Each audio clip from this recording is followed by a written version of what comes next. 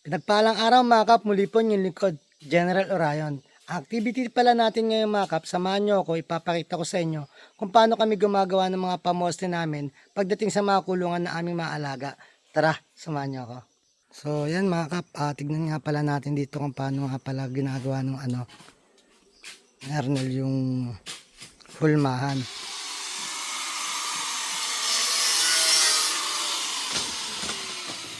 So dito nga pala mga kap, ito yung ginagamit naming hulmahan kasi na-stuck sa akin ng matagal. Katulad nyon, so dalawa yan. Naisip ko na gawa na lang namin ng hulmahan panggawa ng poste sa mga kulungan ng aming mga alagang mga kambing, manok, yan. Tsaka may baboy na rin. Yan nga pala si Arnel ang ating gumagawa. So natapos na niya yun. Ibababa na natin. So andun na yung dalawa, naghahalo na rin mga kap.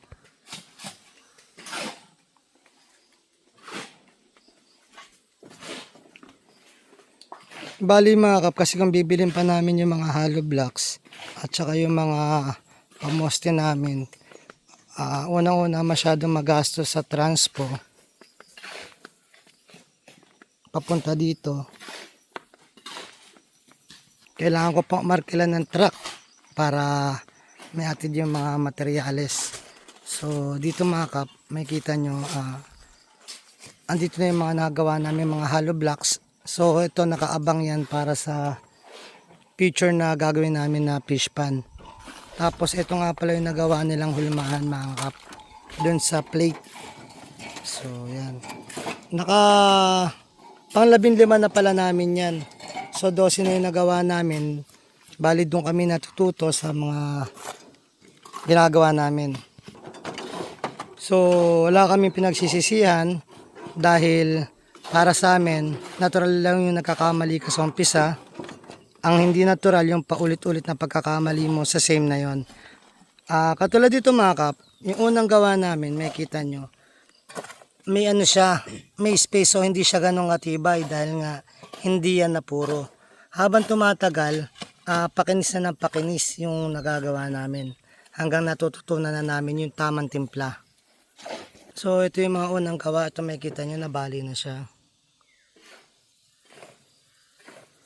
Ito yung mga bago nang gawa. Kung makikita natin is nagiging pulido na siya. Yan. So ibig sabihin mga kap, natututo kami sa aming mga pagkakamali. Kaya hindi uso sa amin yung salitang pagsisisi. Yung salitang pagsisisi, pinalitan namin siya ng salitang aral. So yung pagsisisi, ginawa naming aral. Kaya wala kami pinagsisihan sa mga ginagawa namin dito. Kung nagkakamali kami is normal yung nagkakamali. Huwag ka lang paulit-ulit dun sa pagkakamali na yon. Ka TNJ na yon. So basahin muna ni Arnel. So yan nga pala si JM. Ganito ginagawa namin. Dati mga kap, nag-gate ako dito. Ayan. So ngayon, kaya kami nag-assemble para sa dagdag kulungan ng aming mga alaga. Kasi mga kap, kapag nandun lang, pag isa lang yung kulungan nila, naaagad nila yung damo ng kulungan. So every week, ililipat-lipat namin sila ng lugar para kahit papaano makarecover yung unang kulungan nila ng mga damo or tumubo para may makain sila.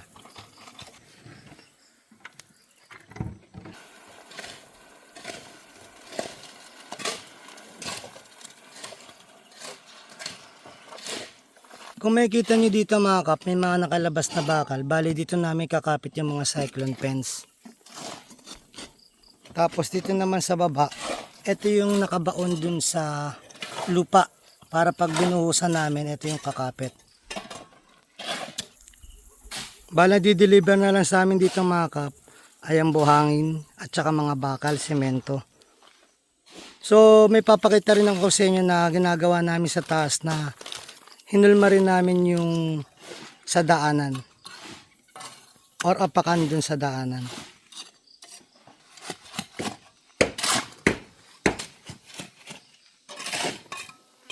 Bali yung buhangin namin dito mga kap, hinahaluan na rin namin ng lupa.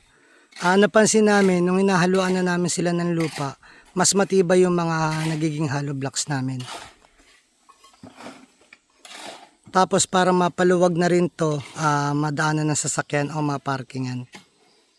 So yan mga kap, napakita ko sa inyo yung paraan namin na paggawa ng mga hollow blocks at saka ng aming pamoste. Huwag po tayo mawawala ng pag-asa at lagi tayo magtitiwala sa ating kakayanan. Pag nagtiwala ka sa sarili mo, ako ang unang-unang nagtitiwala sa iyo. Muli po inyong lingkod, General Urayon. At as puso po nagpapasalamat sa inyo na walang sawang panonood sa aming mga video at live. Na sana po gabayan kayo ng Panginoon, sampunan yung mga pamilya, na sana po humingi tayo ng gabay sa Kanya, sa isip, sa salita at gawa, upang magampanan natin tungkulin natin di sa mundong ibabaw, na naayon sa Kanyang mga gusto at mga kailingan. Muli po, maraming salamat. God bless.